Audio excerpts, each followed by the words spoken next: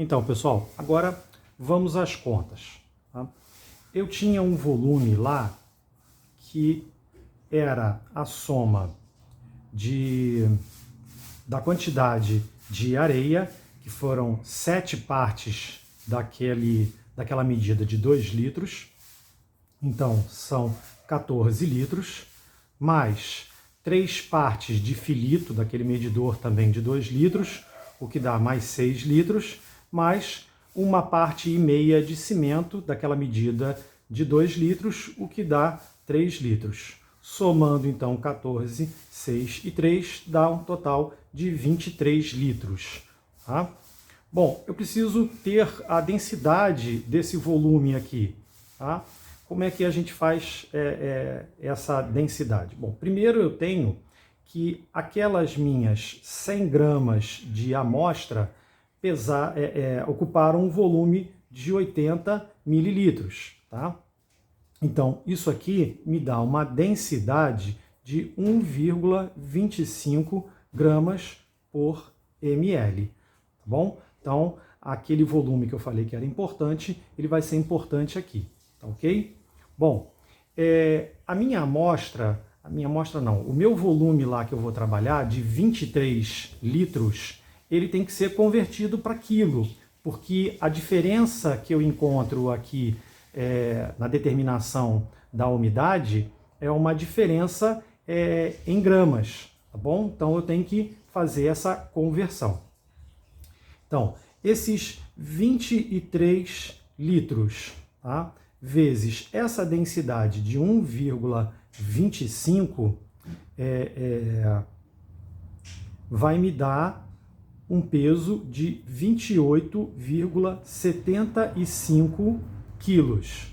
Bom, como foi perdido 8 gramas em 100 gramas da amostra, então eu sei que 8%, né, equivale à quantidade de água. E 92% equivale, então, à quantidade que eu tenho de solo seco na amostra. Então, 8% de 28,75 quilos vai me dar 2,3 quilos. E 92% de 28,75 quilos vai me dar 26,45 quilos. Então, daquele meu solo que está preparado, do qual eu retirei essa amostra para determinar o teor de umidade, e que deu uma umidade de 8%, eu tenho 26,45 quilos de solo seco, tá? Que dá 92% do solo seco, porque o teor de umidade foi de 8%. Como eu preciso chegar a uma umidade de 10%, que é a umidade adequada para poder fazer o solo cimento, então eu vou fazer uma regra de 3, onde esses 26,45 quilos, eles não vão ser mais 92%, porque como eu quero chegar a um solo que tenha 10% de umidade, então 26,45 passarão a ser agora o equivalente a 90%. Os outros 10% vai ter que ser o total de água. Então, X quilos vai ser a quantidade de água que vai equivaler a 10%. Ok? Então, fazendo aqui a conta, 26,45 vezes 10%, que eu multiplico esse vezes esse, é igual a esse vezes esse, né? É igual a X vezes 90%. Como 90 está aqui multiplicando, ele passa para o do lado de cada conta, dividindo. Então eu vou ter 26,45 vezes 10% dividido por 90% vai me dar o X que eu quero de água. Fazendo essa conta aqui, corto também aqui os sinais de porcentagem, isso aqui vai me dar 2,94 quilos. Então, 2,94 quilos vai ser os 10% de água que eu vou ter, então, no meu solo já corrigido. Ok? Então, quanto que eu tenho de adicionar de água? Porque se eu tenho que, no final, ter uma quantidade de água 2,94 quilos, e eu já tenho lá na minha amostra, conforme a minha amostra, 2,3 quilos, a diferença é a quantidade que eu tenho que adicionar. Então, o volume de água que eu tenho que adicionar vai ser de 2,94 quilos menos os 2,3 quilos que eu já tenho. Então, o volume de água que eu tenho que adicionar vai ser de 0,64 quilos, o que equivale a 640 mililitros.